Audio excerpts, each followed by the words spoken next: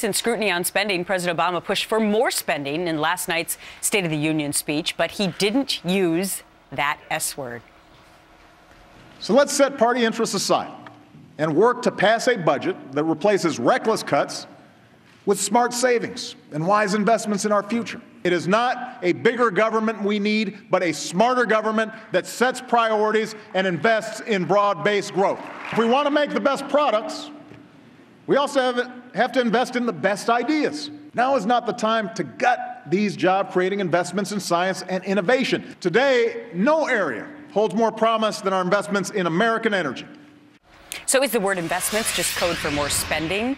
Stu Varney is the host of Varney and Company. I would say that there's another S word as well, which is stimulus. Yes. Which you no longer hear that word anymore because that had a bad connotation. Although a recent Fox News poll shows that spending also has a bad connotation. 83% of Americans believe we have a spending problem. Yeah, the president used the word invest or investing 13 times in his speech last night. He does not use the word spending, but that's exactly what his policy is all about. He wants to spend a lot more government money.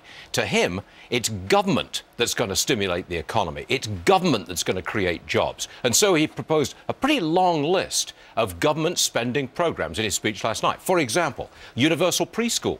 That's a brand new, huge entitlement, essentially. He wants $50 billion on road and bridge building. He wants a new energy security trust fund to spend money on green energy. He wants to set up 15 manufacturing hubs where manufacturers can go and get advice from the government.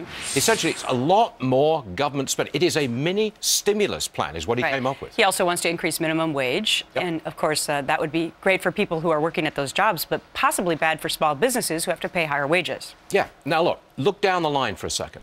Are we going to get real growth in this economy and a whole lot of new jobs created by this increase in government spending paid for by higher taxes? Are we going to get... That's a repeat performance of what we've had for 4 years. Right. But it's a repeat performance because he won the election, so he feels emboldened, I think, to continue with his same policies. I think it always sounds great, invest. I mean, who disagrees with investing? The problem is who's going to pay for it. Did you figure that out last night? No.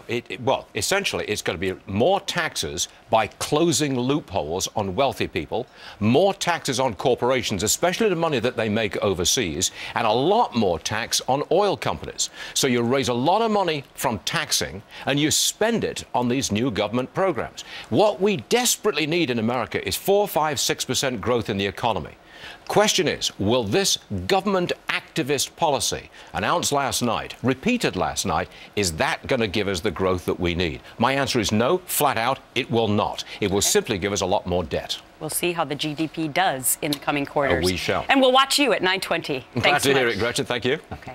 Kids that are in elementary school and middle school and high school, and we're saying, look, we're going to cap your future and trade it to the people that own this debt.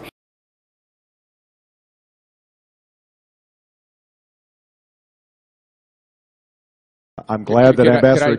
Could I jump in here? Because, again, the clock is ticking, and that leads to a question about this monstrous federal deficit. Is it a problem? Is it a threat to the future of America's children, or is it not a problem?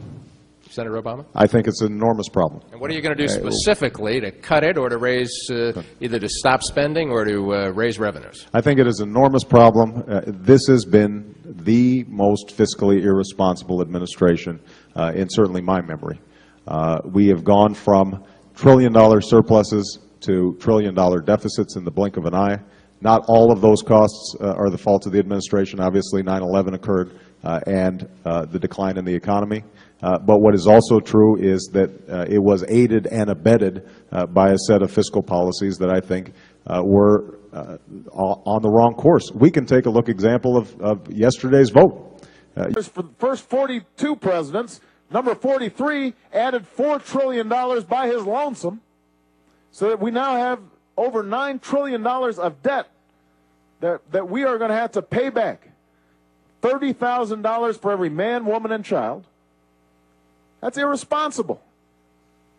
It's unpatriotic.